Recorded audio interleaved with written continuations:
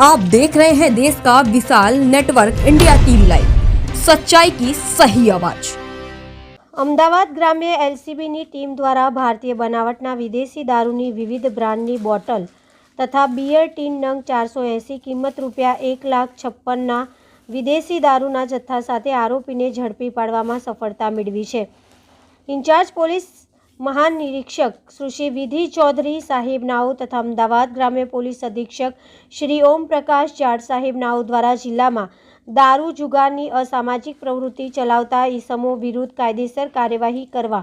સૂચના આપેલ હોય, જે અનુસંધાને પોલીસ ઇન્સ્પેક્ટર શ્રી એલસીબી નાઓના માર્ગદર્શન હેઠળ head constable Kiritbhai Mir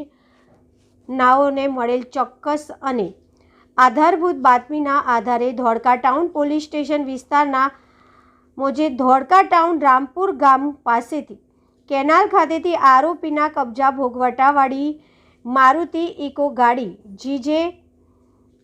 38 BB 9226માંથી ભારતીય બનાવટના વિદેશી દારૂની વિવિધ બ્રાન્ડની બોટલ તથા બિયર ટીન નંગ 480 કિંમત ₹1,56,000 તથા અન્ય મુદ્દામાલ મળીને કુલ કિંમત ₹3,05,056નો